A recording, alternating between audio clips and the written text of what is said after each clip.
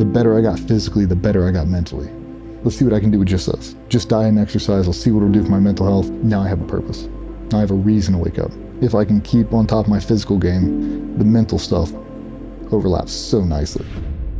Welcome back to Mulligan Brothers. Today's video, as always, was sponsored by Huel. I'm drinking Huel Black Edition, which has 26 vitamins and minerals, 35 grams of protein and slow release carbs to make sure that I can stay satiated and proteined up whilst I make these documentaries. If you want to find out more about these, go to the link in the description. I'll talk about them a little bit later on in the video. You started having symptoms from, these concussions and stuff, and then at the same time, you were put on a concoction of drugs, and it started to compound over time. Like, different drugs were being prescribed for different things, and they were messing them with each other, and all this kind of stuff was happening, and the concussions and stuff on top of that.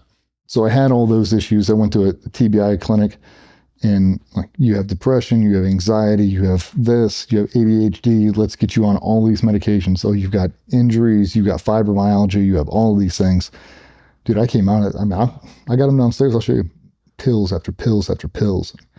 And some of them, my anxiety was so bad, my depression was so bad, my pain was so bad. And we went through a laundry list of pills until we found one that worked. And the very first time they gave me the one that worked, it was like Jesus came down and touched me. Holy shit. Okay. I was never one of those guys I'll never take drugs. Give me drugs. If it gets me back to work, give them to me. I don't care. I had dudes shove a 14-inch needle through my throat and my brainstem 3 different times. These stellate ganglion blocks, I've done everything. I don't care what it is. If you think it'll work and get me to work, send it to me. I don't care. Whatever it'll take. Those things eventually come to where you're taking pills 3 times a day. Well, now I'm not drinking to excess, but it doesn't matter. It doesn't matter. I'm taking pills to keep me up. I'm taking pills to put me to sleep. I'm taking pills to take pain away. You've got nerve pain, take this, take this. It got to the point where I couldn't feel anything. I was getting hurt, but because my body, I couldn't connect my brain to my actual physical vessel. There's a delay. So you seen a trailer hitch on the back of a truck? You walk around and bang your shin on it, how bad that hurts. I could kick that thing as hard as I wanted to.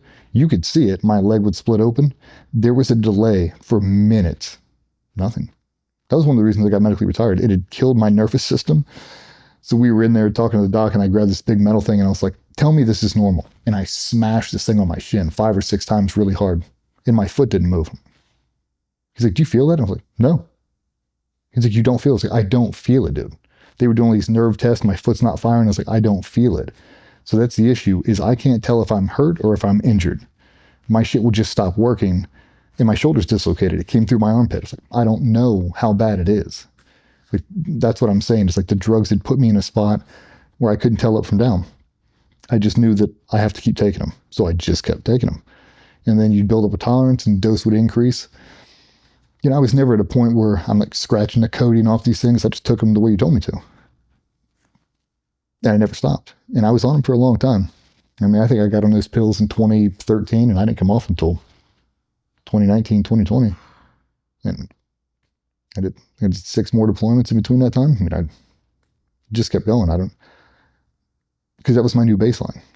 But I had headaches so bad. I wore glasses, indoor, outdoor. You go to my truck right now, there's 5 or 6 pair in there. I don't leave without them.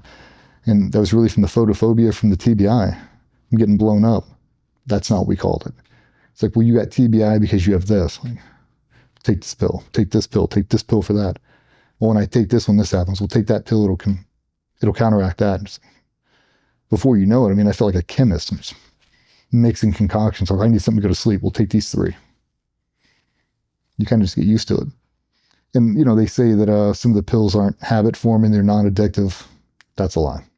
You get addicted to not being in pain. And then you'll take as many of those pills to achieve that status as humanly possible. And that's what happened.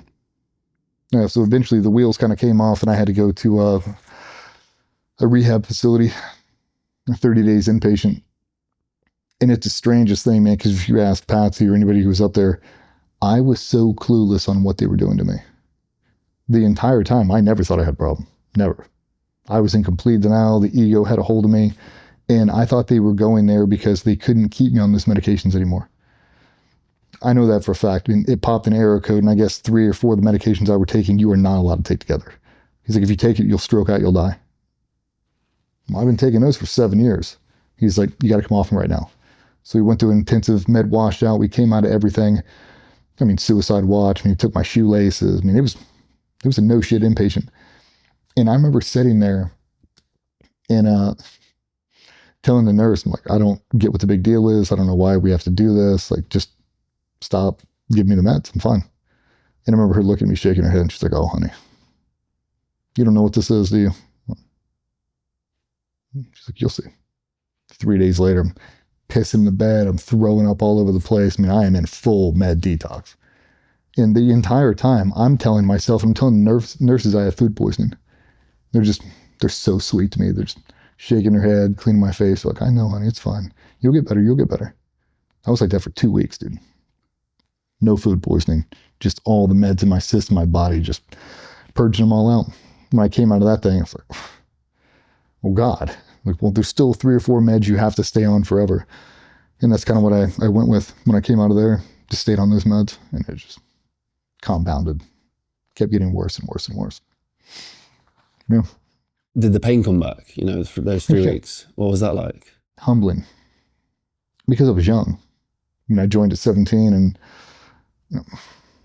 by the time I got to that point, I'd already had, a handful of surgeries, a couple of my stomach, 2 of my hips, my shoulders, collarbone, stuff like that. And by the time I woke up and I would walk, I would feel what my normal state was. And it was not good. Like, this is not where I want to be. And then I think about these guys, these retired, athletes, and I see them walking around normal, living full lives. I can't do this. Like, I do not want to do this. And I didn't know what it was. Like, there's something happening with me physically. Like, I don't want to be like this. I don't want to feel like this. I don't want to play this game anymore. And I really started to get more and more depressed.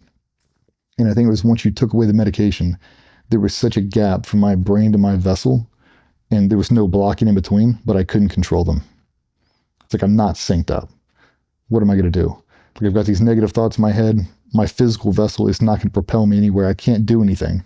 Like, I'm still broken. I'm weak. I lost a shit ton of weight. I felt like death. I didn't want to do any of this, man. And then I met Vernon. And that whole kind of process started.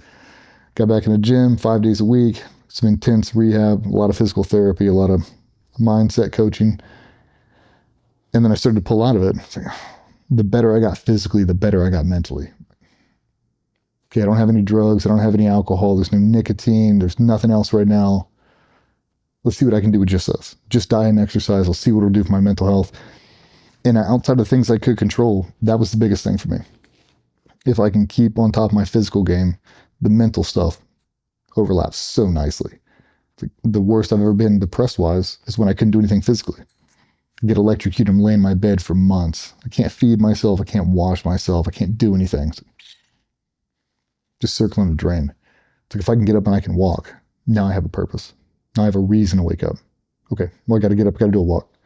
Got to get up, got to go to the gym. Got to get up, got to do this. Once I started to make that my habit, started to form a routine, I was like, well, since we're on this journey, why don't I make a purpose-built routine? Let's do one just like how we did in the military, but instead of this, it's just me. I'm just optimizing myself now. Until I find an end state, I'll just work on me. That's what we did. I don't have a job. I don't have a career. I'll just focus on me right now. And it really pulled me out of the depths. Today's episode, as always, was powered by Huel. This stuff has been absolutely crucial to my training and the world record I just broke, the world's heaviest marathon, where I carried 220 pounds for 28 miles. Yes, I achieved it, guys. It is done. This is what I was drinking. Huel Black Edition. It has 35 grams of protein, 26 vitamins and minerals and slow release carbs. And it's what I use in my training all the time. But don't just take my word for it. People like the hardest geezer ran across Africa drinking this stuff. It's absolutely amazing. And if you want to get exclusive offers and deals, go to the link in the description and you can find out more about their other products like their daily greens and their meals, which I eat every single lunchtime. Thank you to Huel for sponsoring the video.